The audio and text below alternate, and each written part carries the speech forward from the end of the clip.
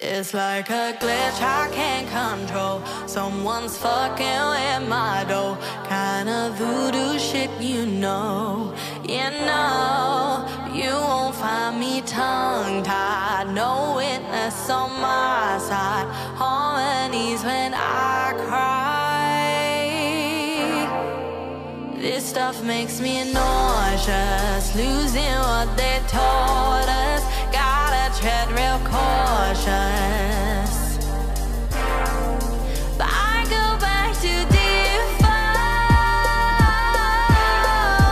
I go back to default. I go back to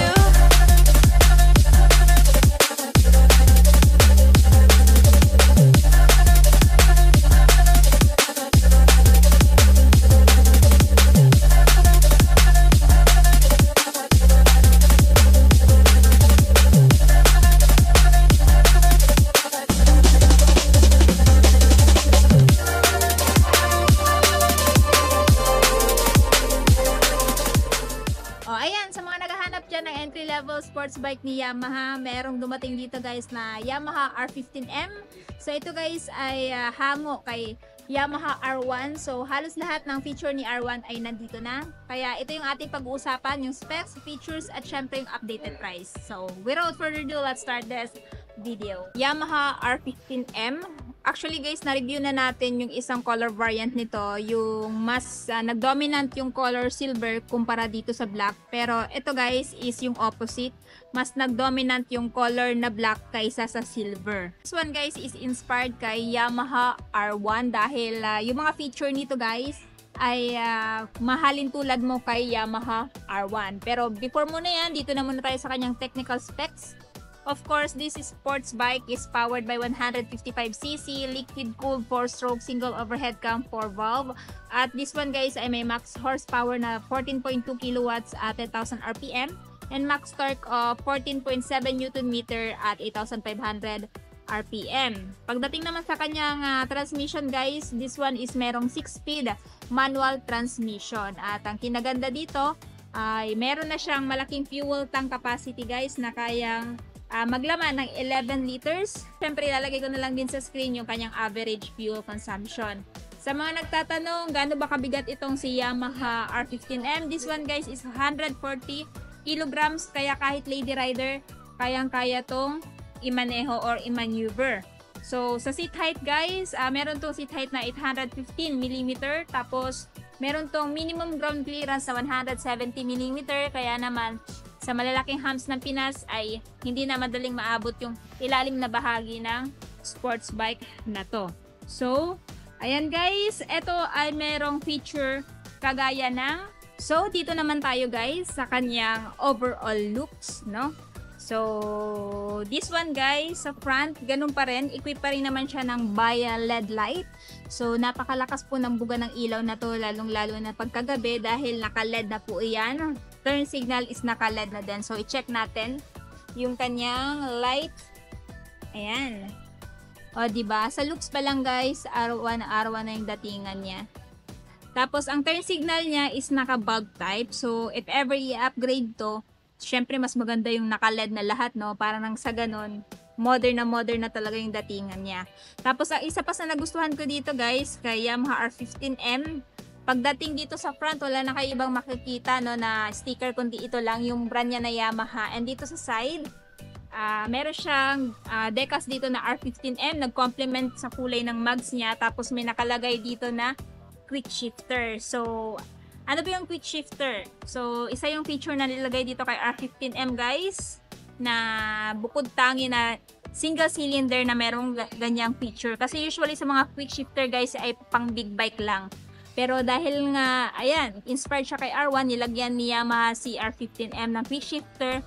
Nang sa ganon, if ever, ayan, mag-upshift kayo ng motor na to, ng sports bike na to, hindi na kayo mahihirapan pa, hindi na masyado nakakangawit, smooth na lang po yung pag-gear shifting nyo dahil equipped na siya ng quick shifter. Ayan.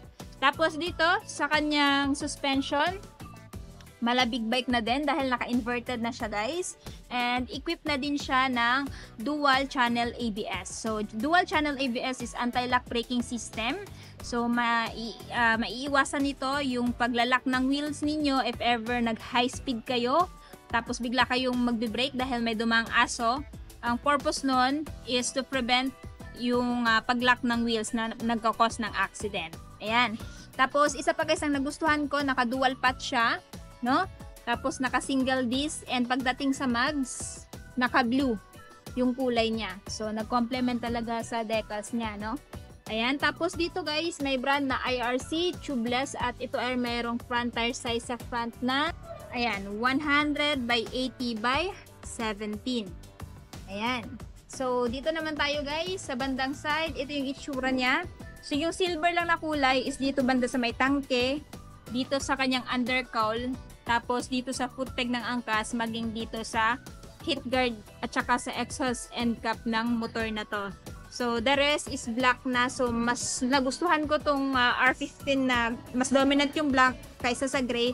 Para nang sa ganon is mas malinis for me tingnan, no? Ayan. So, dito tayo sa kanyang handlebar. So, dito sa kanyang handlebar, guys. So, kita nyo naman, ganda ng forma. Naked din. Kill switch off, activated electric start. Tapos, nandito yung kanyang hazard off, activated. Tapos, dito mo pipindutin yung menu button nitong dashboard. So, babalikan natin yan mamaya. And dito yung kanyang high beam, low beam, turn signal switch off, at saka yung horn. Ayan yung kanyang horn guys. Pagdating sa levers, malambot yung clutch. Ayan o. Dashboard, fully digital instrument panel. So, mayroong neutral indicator, speedometer, RPM. Ayan, meron siyang trip F, TCS on, fuel gauge. So, check pa natin yung ibang info. Ayan. So, meron siyang coolant. So, napakagandang may indicator yung coolant guys. Nang sa ganun, malalaman nyo kung ayan, kailangan na ba ng coolant yung motor na to or okay pa siya. Next is yung kanyang track, average, tsaka TCS on. So, yun lang yung nilalaman ng info. Dito tayo sa trip. So, ayan, trip. Kinaganda guys, meron din pala siyang battery indicator dito. So, no need ka nang bumili ng aftermarket na voltmeter. So, palagi nyo lang i-check yung battery indicator dito. Nang sa ganon, ma-check nyo yung battery health ng motor na to since wala na itong kickstart. Ayan. Next, trip 1, trip 2, trip F. Odo. Trip 2. So, yun lang guys. Yung information dito, ano pa ba? Tapos, meron ditong indicator ng message, call. Pwede mo tong i-connect sa inyong phone. Tapos yung yan, turn signal, high beam, low beam indicator meron din. ABS, ayan. So, ayan guys. Tapos sa susi, mechanical key pa rin. Hindi pa rin siya nakakiles. Pag binili nyo to, dalawa syempre. Yung mapapapunta sa inyo. Tapos, ang isa din sa nagustuhan ko dito sa R15M, kita nyo naman, pagdating sa design ng fuel tank, big bike yung datingan. Meron siyang emblem dito na R15M guys. Equipped na din siya ng Yamaha Motorcycle Connect. So, isa itong app na i-connect nyo sa phone ninyo. Nang sa ganun na ma-check nyo yung last parking position, kailan magpapa-change oil, at marami pang iba. Ayan. Pogi. Tapos dito, yung emblem na Yamaha. Tapos this one guys, pagdating sa body belt niya is build to for better aerodynamics. So, kung mapapansin nyo, may mga butas-butas dito guys. So, hindi lang siya basta design, meron po yung purpose. So, pag halimbawa nasa high speed kayo, pasok yung hangin dito, labas dito, mas mamamaximize yung speed ng sports bike na to. No? Tapos dito, black yung kanyang kulay. Dito silver. Dito silver, napakaangas. Tapos parang meron siyang tire hugger dito. So, in that way guys, no, kung idadaan nyo sa putik-putik, hindi tatalsik kaano yung putik dito, meron pang panghara. Ayan. Tapos foot peg ng angkas. Bot. No? Tapos dito sa seat, naka-split seat type siya guys. And ayan, merong naka-stitch na R15M. O, diba? Premium na premium yung pagkakagawa. Tapos dito, meron ding butas dito guys. For better aerodynamics din siya. So, dito sa bandang likuran, meron na siyang sticker na VVA, Variable Valve Actuation. So, which gives you torque in low speed and power in high speed. So, yun yung function ng VBA. So, check natin yung light sa likod para makita nyo din. So, ito yung light niya sa likod guys. Naka-LED yung tail light. Turn signal is naka-bulb type. May ilaw na din ang plaka. Ay, naka-reflectorize na din. And nga pala sa gulong, meron siyang malaking gulong sa likod guys. IRC pa rin yung brand. Tire size is 140 by 70 by 17 tubeless. So, sa cornering, napagandang i-banking nito guys kasi malaki yung gulong sa likod. Yun nga lang, kailangan mo muna itong patakbuhin ng mga ilang, like mga 1,000 or 1,500 kilometers. Break-in kumbaga para matanggal yung parang ano niya dito. Parang wax niya dito, no? So, ayan. Tapos, suspension ginamit is monoshock swing arm suspension. Single disc, ABS, single pack. No? Mags is still blue. Tapos, dito tayo sa bilang side. Ayan. Pagdating nga pala sa swing arm, guys, napaka-astig ng swing arm niya. Hindi siya basta-basta swing arm. Talagang pang big bike yung kanyang aura, no? Ayan. Again, foot peg ng angkas. Foot peg ng driver. Syempre, cambio niya. 6-speed, manual trans. Sa kanyang side stand, guys, equip siya ng kill switch sa side stand. Pag nakaangat yan, automatic magsha-shut off yung makina. So, yun yung kinaganda sa kill switch siya sa stand. And, ito pala yung kanyang coolant, guys, oh.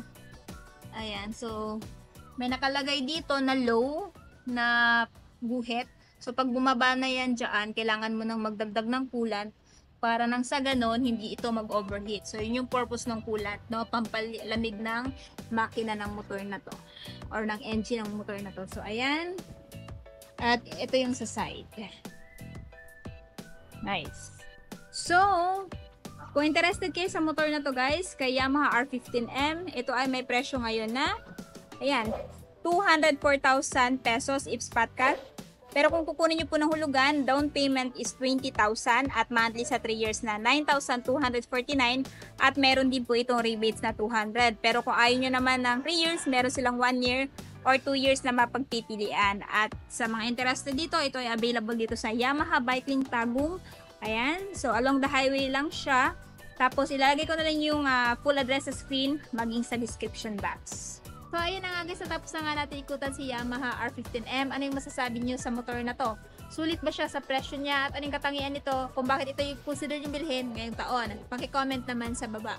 At syempre, kung bago pa lang kayo sa channel ko at hindi pa nakapag-subscribe, huwag kalimutan mag-subscribe para ma-notify kayo once may bago tayong upload. So yun guys, hanggang dito na muna tayo. Ride safe and peace out!